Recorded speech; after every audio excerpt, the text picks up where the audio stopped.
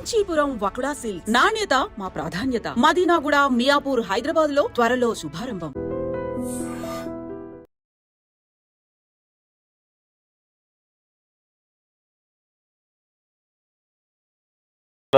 Form హౌస్లో ఉన్నా కూడా వీళ్ళకందరికీ దిశానిర్దేశం చేసింది కేసీఆర్ గారే. ఎందుకంటే మీకు తెలుసు, ఎప్పుడు అసెంబ్లీ సమావేశాలు, పార్లమెంట్ సమావేశాలు ఉన్నప్పుడు కూడా legislature party meetings, parliamentary party meetings పెట్టడం, సభలో ఏ రకంగా వ్యవహరించాలనే దాని మీద ఇవ్వడం, వాళ్ళకు డైరెక్షన్ ఇవ్వడం. అట్లాగే ఈ ఇష్యూస్ మీద కూడా హరీష్ రావు గారు, కేటీఆర్ గారు పోయి తరచుగా ఆయనతో సమావేశం కావడం. తర్వాత మాజీ మంత్రులు తలసాని కానీ, శ్రీనివాస్ గౌడ్ కానీ వీళ్ళు కూడా వీలైనప్పుడల్లా వెళ్ళి ఆయనతో ఒక కార్యక్రమాన్ని తీసుకోవడం. పల్లారాజేశ్వరుడు అయితే నిత్యం కలుస్తూనే ఉంటాడు. కార్యక్రమాలకు ఆయన వ్యక్తిగతంగా ఇన్వాల్వ్ కాకపోయినా, లీడ్ చేయకపోయినా అన్నీ ఆయన డైరెక్షన్లోనే నడుస్తూ వచ్చినాయి. అయితే మొన్న సిద్దిపేట సంగారెడ్డి కార్యకర్తల మీటింగ్లో మీరు ఆ మాట అన్నారు ఆయన. అయితే నా దృష్టిలో అయితే కేసీఆర్ ఆ మాట అనాల్సిన అవసరం లేదు. ఎందుకంటే అవసరం కూడా రాదు. ఆయన పర్సనల్గా దిగి దెబ్బ కొట్టాల్సిన అంత అవసరం కూడా లేదు. ఆ పరిస్థితులు లేవు. ఎందుకంటే ఈ 1 year ఆయన ఇంట్లో ఉంటేనే ఇవాళ చాలా మంది వాళ్ళ లోపల అంతర్మదనం, పశ్చాత్తాపం మొదలైనవి. మేము తప్పు చేశామేమో కేసీఆర్ను ఓడించి. అంటే ఇమ్మీడియట్ పాస్ట్ చీఫ్ మినిస్టర్ కదా ఆయనే. రేవంత్ రెడ్డి ప్రతి మూవ్ను కేసీఆర్తో కంపేర్ చేస్తారు, సహజంగానే కంపేర్ చేస్తారు. చేసినప్పుడు అసలు ఎక్కడ కూడా జమీన్ ఆస్మాన్ ఫరక్ ఉంది. బట్ ఎందుకని ఎంటైర్లీ డిఫరెంట్ వర్షన్ వినిపించింది? ఇప్పుడు కేసీఆర్ కేవలం ఫామ్ హౌస్కి మాత్రమే పరిమితమయ్యాడు, అసెంబ్లీ కూడా రావట్లేడు, ప్రధాన ప్రతిపక్ష నాయకుడి పాత్ర పోషించట్లేదు, అలాంటి దానికి ఎమ్మెల్యేగా ఉండాల్సిందేముంది, మమ్మల్ని చూసి భయపడుతున్నారు, ఇవన్నీ. అంటే ఇక్కడ జరుగుతున్నది ఏంటంటే రేవంత్ రెడ్డికి కేసీఆర్ బలం ఏందో తెలుసు. వాస్తవంగా ఆయన మీద 90% ప్రభావం కేసీఆర్దే ఉంది. ఏమన్నా చంద్రబాబు ఉంటే ఒక 10% ఉంటుంది. అయితే ఆయన వస్తే ఈయన తట్టుకోలేడని సంగతి తెలిస్తే ఆయనను బాగా దూషించడము, పరుష పదాలతో మాట్లాడడము, ఇవన్నీ చేయడం వల్ల ఏంటంటే కేసీఆర్కి ఒక బలహీనత ఏంటంటే ఆయన రాసినప్పుడు సుజన విధేయుడు అని రాస్తాడు. ఆయన నేచర్ కూడా ఎటువంటిదంటే అవమానించే వాళ్ళ దగ్గర ఆయన ఉండడు. అటువంటి సభలకు పోడు ఆయన.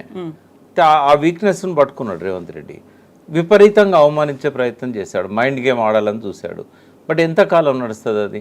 కేసీఆర్ గారికి ప్రతిపక్ష నాయకునిగా ఒక హోదా ఉంది. ఆ హోదా పెట్టుకొని సంవత్సరాల కొద్దీ రాకుండా ఉండలేడు ఆయన. ఒకవేళ ఆయన రావద్దు అనుకున్నప్పుడు ఆ హోదా ఆయన వదిలేస్తాడు. బట్ ఆయన వదిలేయట్లేదు అని అంటే ఈ విల్ కమ్ బ్యాక్. ఆయన అసెంబ్లీకి వస్తాడు. అయితే ఆయన రాకూడదనే రేవంత్ రెడ్డి ప్రయత్నం అంతా. ఆయన వచ్చి సభలో కూర్చున్నాడంటే తెలంగాణ పట్ల ఆయనకున్న నాలెడ్జ్ రేవంత్ రెడ్డి లేదు ఏ విషయం మీద కూడా. మీరు రాత్రి నిద్రలో అడిగినా కూడా అన్ని స్టాటిస్టిక్స్తో సహా ఆయనకు మెమరీ పవర్ ఎక్కువ కేసీఆర్ గారికి. తర్వాత మొత్తం తెలంగాణ మీద అన్ని రంగాల మీద పట్టు ఉన్నది. మినిస్టర్స్ ఎవరున్నా కూడా అన్ని రివ్యూలు ఆయనే చేసేవాడు. పక్కన మినిస్టర్ ఉండేవాడు, కొన్నిసార్లు ఉండకపోయేది. బట్ ప్రతిసారి బడ్జెట్ రూపకల్పన కానీ, సాగునీటి రంగం కానీ, ఎలక్ట్రిసిటీ రంగం కానీ ఆయనే అశువుగా చెప్పుకుంటూ పోతాడు గంటల కొద్దీ. మీరు తెలుసు కదా, పవర్ ప్లాంట్ ప్రజెంటేషన్ కూడా ఆయనే ఇచ్చాడు సభలో. అంటే అంత అపారమైన నాలెడ్జ్ ఉన్న వ్యక్తి ముందు రేవంత్ రెడ్డి నిలబడలేడు. రెండవది, సంక్షేమం, అభివృద్ధి రంగాలలో ఆయనను ఎక్కడ తప్పుపట్టలేదు మనం కేసీఆర్ని ఏమన్నా తప్పుపడితే మమ్మల్ని పిలవలేదనో, లేకుంటే మా ఇంటర్వ్యూ ఇవ్వలేదనో, అపాయింట్మెంట్ ఇవ్వలేదనో ఇట్లనే తప్పుపడతారు తప్ప అభివృద్ధి, సంక్షేమం ఈ 2 విషయాలలో స్వాతంత్రం వచ్చిన తర్వాత ఏ రాష్ట్రంలో కూడా ఏ ముఖ్యమంత్రి కూడా చేయనంత గొప్పగా చేశాడు. ఆర్థికంగా చూసినా స్టాటిస్టిక్స్ మనకు కనబడతా ఉన్నాయి. ఇప్పుడు 62,000 కోట్లు అని, అంతకుముందు 59,000 కోట్లు అనేది హరీష్ రావు గారు కరెక్ట్ చేశారు. 62,000 కోట్ల ఆదాయం మాత్రమే 2014-15లో ఉండేది. అక్కడి నుంచి ఇవాళ రెవెన్యూస్ని 3 లక్షల కోట్ల బడ్జెట్ పెట్టారు. గ్రాంట్స్ అన్ని తీసేసినా కూడా 2.5 లక్షల కోట్ల ఆదాయం వచ్చిందంటే ఒక 10 ఏళ్ల కాలంలో స్వాతంత్రం వచ్చిన తర్వాత ఏ దేశంలో కానీ ఏ రాష్ట్రంలో కానీ, అంటే దేశం అని ఎందుకు అంటున్నా అంటే మొన్న ప్రపంచ బ్యాంక్ ఇచ్చిన ఫిగర్స్ ప్రకారం కూడా ప్రపంచంలోనే ఇంత గ్రోత్ రేట్ 10 ఏళ్లలో ఉన్న రాష్ట్రం లేదు మొత్తం ఎంటైర్ వరల్డ్లో. అంటే అంత ఫాస్ట్ గ్రోత్. ఇంకా కరోనా 2 సంవత్సరాలు వేధించిన ఆయన వచ్చినాక అడ్జస్ట్ కావడానికి 1 సంవత్సరం టైం పోయినా కూడా 7 సంవత్సరాలలో అంత గొప్పగా ఆయన పరిపాలన చేయడం అనేది ఎవరు మచ్చలేని పాలన అది. చిన్న చిన్న ఏమన్నా ఉంటే ఉండొచ్చు. కాకపోతే మీరు అన్నారు కంప్లైంట్ చేయడానికి పెద్దగా లేవు సంక్షేమ అభివృద్ధి కార్యక్రమాలు అన్నప్పుడు డిటాచ్ అయ్యారు అనేది ప్రజలతో ముఖ్యమంత్రి డిటాచ్ అయ్యారు. దానికి ఆయన చెప్తోంది నేను డీసెంట్రలైజ్ చేశాను, లేకుంటే ఒక హైరార్కీ అనేది ఉంది, నా దాకా రావాల్సిన అవసరం లేదు, వాళ్ళని కలిస్తే సరిపోతుంది అనుకున్నప్పటికీ కూడా మేము వెళ్తున్నాం, మాట్లాడుతున్నాం, స్వయంగా ముఖ్యమంత్రి మా మాటలు వింటున్నాడు, లేకుంటే ఇప్పుడు ప్రజాభవన్ లాగా మార్చిన తర్వాత కంప్లైంట్స్ స్వీకరిస్తున్నారు. అలాంటిది ఎక్కడా స్కోప్ లేకుండా పోయింది, దూరం పెరిగింది. దానికి ప్రధాన కారణం కేసీఆర్ చుట్టూ ఉన్నటువంటి మనుషులు, అందువల్లే ఓడిపోయారు. ఇవన్నీ అంటే ఇప్పుడు ఎవరైతే అంటే ఒక కేసీఆర్కు ఉన్న ప్రత్యేకత ఏంటంటే ఆయన ఉద్యమ నాయకుడిగా ఉన్నప్పుడు ఆయన చెప్తాడు కదా పిడికెడు మందితో ఆ పిడికెడులో నేను కూడా ఉన్నా, పిడికెడు మందితో మొదలు పెట్టామని అన్నారు కదా. అయితే ఒక్కొక్క జిల్లాకు పోయి వందలాది మంది నాయకులను కార్యకర్తలను పర్సనల్గా కలిసి వాళ్ళందరినీ ఉద్యమంలోకి ఆహ్వానించి తన ఇంటికి ఎప్పుడు వచ్చినా కూడా డోర్స్ ఓపెన్, వచ్చిన వాళ్ళందరికీ భోజనం పెట్టి తనతో పాటుగా అట్లా చూసుకున్న వ్యక్తి, గంటలు వాళ్ళతో అంటే ఎంత ఆప్యాయత అనేది చూపెట్టాడు కదా. ఒక్కసారి సీఎం అయినాక ఆయనకు ఆ వెసులుబాటు ఉండదు. ఇప్పుడు రేవంత్ రెడ్డి గారికి కూడా అదే పరిస్థితి వచ్చింది. ఆయన విమర్శించాడు ఈ విషయంలో, కానీ ఇప్పుడు కూడా ఆయన సీఎంగా ఆయన ఎవరిని కలవడం లేదు. ఎందుకు అంటే ఆ పొజిషన్ అటువంటిది. సీఎం అని అన్నప్పుడు అంత ఈజీ యాక్సెస్ ఉండదు, వాళ్ళకు కూడా అంత సమయం ఉండదు. ఎప్పుడు బిజీగా ఉంటా ఉంటారు, విజిటర్స్ ఉంటారు, ఇంపార్టెంట్ విఐపీస్ ఉంటారు, వాళ్ళు కావాల్సిన వాళ్ళని పిలిపించుకుంటూ ఉంటారు. ఈ డిస్టర్బెన్స్లో ఇటువంటి అన్ని డిస్టర్బెన్స్ అనిపిస్తాయి. ఎవరో పోయి బాగున్నావా ఊరికే కలుద్దామని వచ్చినా అని అంటే ఎట్లుంటుంది, సెల్ఫీల కోసం పోవడం అంటే ఇది సహజంగానే ఏ ముఖ్యమంత్రి అయినా కూడా డిటాచ్ కావాల్సి వస్తుంది. రెండవది ఏంటంటే ప్రజాభవన్లో ఇవాళ చిన్నారెడ్డి గారిని కూర్చోబెడుతున్నారు. చిన్నారెడ్డి గారు చాలా సౌమ్యుడు, వచ్చిన వాళ్ళందరినీ ఆయనకు చాలా ఓపిక ఎక్కువ, అందరికీ దరఖాస్తులు తీసుకుంటాడు, మళ్ళీ రిప్లైలు ఇస్తున్నాడు. కేసీఆర్ పీరియడ్లో ఏం జరిగిందంటే కన్సర్న్డ్ ఆఫీసర్లకే అప్లికేషన్లు ఇచ్చుకునేవాళ్ళు. అయితే ఇక్కడ నుంచి వస్తున్నాయి కాబట్టి ప్రజాభవన్ నుంచి పోతున్నాయి కాబట్టి కొంత ఆఫీసర్లు యాక్టివ్గా దానిలో ఇన్వాల్వ్ అయ్యి రిజాల్వ్ చేస్తున్నారు. అప్పుడేమో ఆ నియంత్రణ లేదు. ఈ తేడా స్పష్టంగా ఉంది. ఆ తేడా తప్ప ప్రజలకు యాక్సెస్ అనేది ఎప్పుడు కూడా సీఎంతో ఉండడం కష్టం. అయితే ఎందుకు వచ్చినాయి అన్ని విమర్శలు అంటే అంతకుముందు ఆప్యాయంగా భుజం మీద చేసి పేరు పెట్టి పిలిచి ఫోన్లు చేసి మాట్లాడిన వ్యక్తి ఆల్ ఆఫ్ సడన్గా దూరమైంది కదా, సీఎం హోదా వచ్చేసరికి మారిపోయింది కదా అనేది. అంటే మూమెంట్ అవసరాలకు ఎవరు అవసరం, పార్టీ నడపడానికి ఎవరు అవసరం అనే దానిలో కేసీఆర్కి ఒక క్లారిటీ ఉంది. పార్టీ నడపడానికి రాజకీయ నాయకులు కావాలి, మూమెంట్ నడపడానికి ఉద్యమకారులు కావాలి. కాబట్టి ఆర్ఎస్ఏ నుంచి ఆర్ఎస్ఎస్ దాకా ఎవరు వచ్చినా తెలంగాణ ఉద్యమంలో జాక్లో కలుపుకొని పోయాడు ఆయన. బట్ ఇక్కడ మాత్రం ఆ పరిస్థితి ఉండదు. ప్యూర్లీ రాజకీయ నాయకులు, ఎలక్షన్లో గెలవగలిగే వాళ్ళు, ప్రజలలో పట్టున్న వాళ్ళు, ఎలక్షన్లో ఫోకస్ అయిన వాళ్ళు, వీళ్ళు మాత్రమే ఆయనకు అవసరం. ఇక్కడ మిగతా వాళ్ళతో సత్సంబంధాలు ఉంటాయి. ఎప్పుడన్నా ఒకసారి పండుగలప్పుడో లేకుంటే పోయినప్పుడో బర్త్డేలకు ఇట్లాంటప్పుడు కలవడం అయితే తప్ప రోజువారీ కార్యక్రమాలలో వాళ్ళతో ఉండడం అనేది జరగదు.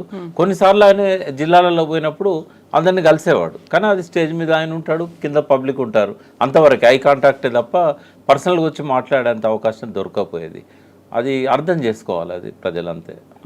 సో ఆ పిడికెడి మందితో స్టార్ట్ అయింది, రేపు జరగబోతోంది 500 మందితో. ఆ పిడికెడి మందిలో మీరు ఉన్నారా? 500 మందిలో పిలిచారు స్వయంగా. నిన్న నేను బర్త్డే విషయం చెప్పడానికి పోయినాను. నేను చాలా గ్యాప్ తర్వాత పోయినాను, ఎందుకంటే ఆయన డిసెంబర్ 3 నాడు ఓటమి చెందిన తర్వాత 5వ తారీఖు 6వ తారీఖు పోయి పరామర్శించాను. మళ్ళీ ఆయన కాలు ఎదిగిన తర్వాత కూడా నాకు వెసులుబాటు లేకుండే పోవడానికి. ఆయనను కూడా ఎందుకు డిస్టర్బ్ చేయాలి, ఐసీయూలో ఉన్నాడని చెప్పేసి నేను ఇప్పటివరకు కూడా పోలేదు ఆయన దగ్గరికి. అయితే ఫస్ట్ టైము పోయినాను.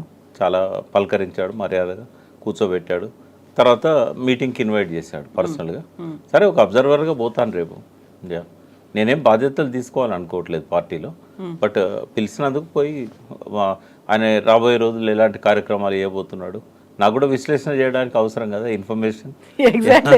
సో మీకు బాధ్యతలు మీరు తీసుకోకపోయినప్పటికీ కూడా మీ దగ్గర నుంచి సలహాలు సూచనలు, లేకుంటే ఓ 4 ఏళ్ల పాటు అంటే ఎలక్షన్స్ రావడానికి ఉన్నటువంటి ఈ గ్యాప్లో కావాల్సినటువంటి రోడ్ మ్యాప్, లేకుంటే ఏ ఎజెండా పెట్టుకొని ముందుకెళ్ళాలి, ఎలా పోరాటాలు చేయాలి, అక్కడ ఒక బ్రెయిన్ స్టార్మింగ్ సెషన్ అయితే అవుతుందా, లేదు కేసీఆర్ ఒక దిశానిర్దేశమా? అంటే ఇక్కడ బ్రెయిన్ స్టార్మింగ్ అవకాశం ఉండకపోవచ్చు నాకు తెలిసి. కొన్నిసార్లు ఆయన ఏం చేస్తాడంటే కొంతమందితో మాట్లాడిస్తాడు, అంటే జిల్లాల నుంచి కొంత ముఖ్యులతో మాట్లాడిస్తాడు. 1 గంట 2 గంటలు మాట్లాడించిన తర్వాత ఆయన కంక్లూడ్ చేస్తాడు. అట్లా జరిగితే మంచిదే. లేదు ఆయన ఇన్ని రోజుల నుంచి ఆయన చేసి ఉన్న ప్రణాళిక ఏమైతే ఉన్నదో తనంతట తానే దాన్ని చెప్పిన తర్వాత అప్పుడు కూడా మాట్లాడియచ్చు, లేదా దాంతోనే ఎండ్ చేయొచ్చు కూడా. రేపు లంచ్ తర్వాత పెట్టారు మీటింగ్. బట్ ఏదున్నా గత 2008 నుంచి కూడా నేను పార్టీలో యాక్టివ్గా లేకున్నా ఇటువంటి విషయాలలో కొంత సూచనలు ఇవ్వడం, అప్పుడప్పుడు డిస్కషన్లో పార్టిసిపేట్ చేయడం అనేది జరుగుతుండేది ఆయనతో కూర్చున్నప్పుడు. అదే రోల్ కంటిన్యూ చేస్తాను నేను. పెద్దగా అంటే నేను వదిలిపెడదాం అనుకున్నా కూడా వాళ్ళు నన్ను వదిలే పరిస్థితి లేదు. ఎందుకంటే నాకు ఆ పేరే టీఆర్ఎస్ ప్రకాష్ అని అంటారు, తెలంగాణ ప్రకాష్ అంటారు. కాబట్టి తెలంగాణకు ఐడెంటిటీ కేసీఆర్ అండ్ టీఆర్ఎస్, కాబట్టి ఆ అఫెక్షన్ అనేది కంటిన్యూ అవుతుంది అనుకుంటున్నాను. సో కేసీఆర్ ఈ మధ్య కాలంలో ఒక మాట అన్నాడు, నేను కొడితే మామూలుగా ఉండదు, చాలా బలంగా కొడతాను. దానికి తగ్గట్టుగా కార్యాచరణ అనేది ఏం చేయబోతున్నారు కార్యకర్తలుగా, లేకపోతే అక్కడ ఉన్నటువంటి నాయకులకి ఏం చెప్తారు ఆయన? అంటే ఇక్కడ ఏమైందంటే బీజేపీ చాలా దూకుడుగా ముందుకు వస్తూ ఉన్నది. ఇప్పుడు కాంగ్రెస్ ఏంటంటే ఇది ఒడిసిన కథే తెలంగాణ భాషలో చెప్పాలంటే. ఎందుకంటే ఇంకేం చేసినా ఆయన కోలుకోలేడు. ఇప్పుడు హామీల ఉల్లంఘన జరుగుతూ ఉన్నది. చాలా హామీలను టచ్ కూడా చేయట్లేదు ఆయన. మహిళలకు, ఒంటరి మహిళలకు ఇస్తానడు, మహిళలకు ఇస్తా అన్నది కానీ ఏది, నిరుద్యోగులకు సంబంధించి కానీ 1,00,000 ఉద్యోగాలు కానీ ఏవీ లేవు కదా. ఆయన క్రియేట్ చేసిన ఉద్యోగాలు కేవలం 6,000 టీచర్స్ సంబంధించి. సో ఇవన్నీ ఆయన ఖాతాలో వేసుకుంటున్నాడు. అయినా కూడా ఆయన ఇచ్చిన హామీలు ఏ ఒక్కటి కూడా సంపూర్ణంగా అమలైతలేదు. ఆ ఉచిత బస్సు ఒకటే అమలైంది, కొంత ఇంకేమన్నా ఒకటి రెండు చిన్న చిన్న అమలైనవి తప్ప రైతులకు సంబంధించి మాత్రం ఇవాళ చాలా అసంతృప్తితో ఉన్నారు. అసలు అంటే ఇప్పుడిప్పుడు మనము జనంలో పోయినప్పుడు అర్థమవుతున్నది ఏంటంటే రూరల్లో ఎందుకు పోయింది టీఆర్ఎస్ ఇంత బలంగా, రైతులకు అంత రైతు బంధు కానీ ఇవన్నీ ఇచ్చిన కదా, ఎట్లా పోయిందని అన్నప్పుడు వాళ్ళు చెప్తున్నది ఏంటంటే మేము ఆశపడ్డాము, రైతు బంధు ఇంకొక 5,000 సంవత్సరానికి ఎకరానికి ఎక్కువ ఇస్తా అన్నాడు. తర్వాత పెన్షన్స్ కూడా ఎక్కువ ఇస్తామన్నాడు. అంటే ఎవరికి వాళ్ళు మాకు ఇంతకంటే ఎక్కువ వస్తాయి కదా మాకు అనే ఆ భ్రమలో పడిపోయారు వాళ్ళు. కాబట్టి ఇప్పుడు అది రావట్లేదు, పాతది రావట్లేదు, కొత్తది రావట్లేదు.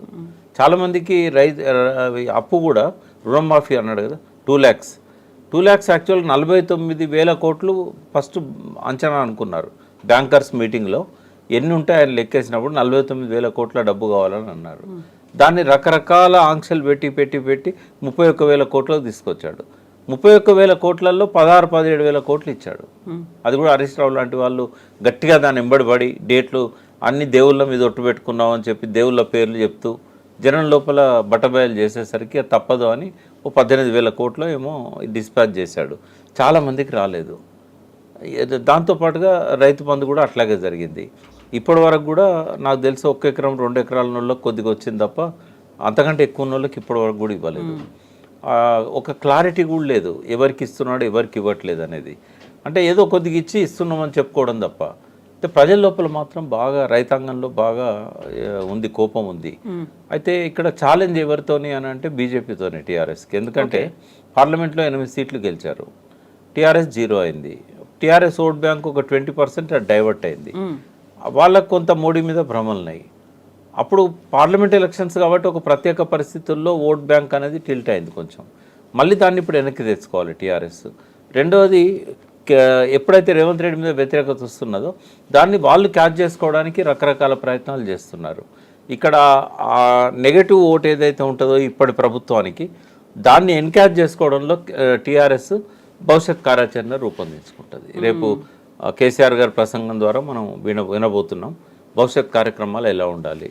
తర్వాత తను కూడా బహుశా అనుకుంటా ఏప్రిల్ ఆవిర్భావ సభ, సిల్వర్ జూబ్లీ, ఇది 25 ఇయర్స్ టీఆర్ఎస్ ఆవిర్భావం తర్వాత.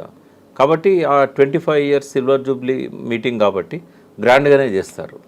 ఏదో ఇదివరకు డెలిగేట్స్ మీటింగ్ అని ఇట్లా పెట్టుకునేవాళ్ళు. ఇప్పుడు అట్లా కాకుండా నాకు తెలిసి పెద్ద ఎత్తున బహిరంగ సభ ప్లాన్ చేసి అక్కడి నుండి ఆయన కార్యాచరణ మొదలైద్దని నేను అనుకుంటున్నాను. ఈ బడ్జెట్ సమావేశాలకు వస్తాడో రాడో తెలియదు, ఇప్పటివరకు ఆయన వైపు నుంచి ఏమీ రాలేదు. బట్ భవిష్యత్ కార్యక్రమాలు మాత్రం ఖచ్చితంగా ఆయన ఇన్వాల్వ్మెంట్తోనే జరుగుతాయి, డైరెక్ట్ ఇన్వాల్వ్ అవుతారని నేను అనుకుంటున్నాను. సో ప్రజల్లో ఒక రకమైనటువంటి అసంతృప్తి వచ్చింది, రైతుల ఎదురు చూపులు మిగిలాయి. రైతు బంధు కావచ్చు, రైతు రుణమాఫీకి సంబంధించి గత ప్రభుత్వం బీఆర్ఎస్ కేసీఆర్ సర్కార్ ఇచ్చిన దానికంటే ఎక్కువ ఇస్తాము అనేసరికి కొంచెం అటువైపు వెళ్ళాము అనేటువంటి ఒక ధోరణి కనిపించింది అన్నప్పుడు మళ్ళీ వాళ్ళని తమ వైపుకు తీసుకోవడానికి ఇంతకు మించి ఇచ్చేటువంటి ఒక ఆలోచన చేస్తారా, లేదు ఇప్పటిదాకా జరిగిన వాటి మీదనే మళ్ళీ చర్చలు జరిగి ఎలా ముందుకెళ్లాలనేది ఉంటుందా? అంటే అప్పుడు కేసీఆర్ గారు కూడా రేవంత్ రెడ్డి మేనిఫెస్టో బయటకు వచ్చిన తర్వాత ఆయన కూడా ఇస్తానని చెప్పాడు కదా, కొంత పెంచుతూ. అదే అవి అమలు చేయాల్సి వస్తుంది కదా, ఒకవేళ రేపు భవిష్యత్తులో మళ్ళీ దానికి స్టిక్ అయి ఉండాలి, దానికి స్టిక్ అయి ఉండాల్సి వస్తుంది మళ్ళీ గవర్నమెంట్ ఫామ్ అయితే కనుక. నేను అనుకుంటా ఎక్స్పోజ్ చేయడం అనేది ప్రధానంగా పెట్టుకుంటారు, రేవంత్ రెడ్డి ఫెయిల్యూర్స్ను ఎక్స్పోజ్ చేయడం. రెండవది, రేవంత్ రెడ్డి ఈ సంవత్సర కాలంగా చేస్తున్న ఆరోపణలు ఉన్నాయి కదా, చాలా వరకు కేసీఆర్ గారే వాటికి సమాధానం చెప్పాలి.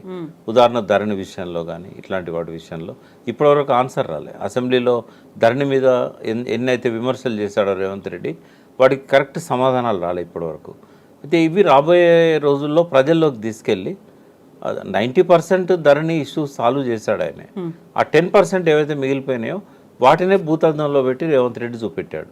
ఒక 45 కరెక్షన్స్ ఏవో అవసరం ఉండేనట, ఒక ఎక్స్పర్ట్ చెప్పింది నాకు. ఆ ఎక్స్పర్ట్ను వీళ్ళు కమిటీలో పెట్టుకున్నారు, ఇప్పుడు కమిషన్లో కూడా పెట్టారు. వారు చెప్పింది ఏంటంటే ఒక 40-45 చిన్న చిన్న కరెక్షన్ చేస్తుంటే ఆ ప్రభుత్వం మీద ధరణి విషయంలో వ్యతిరేకత రాకపోతుండే.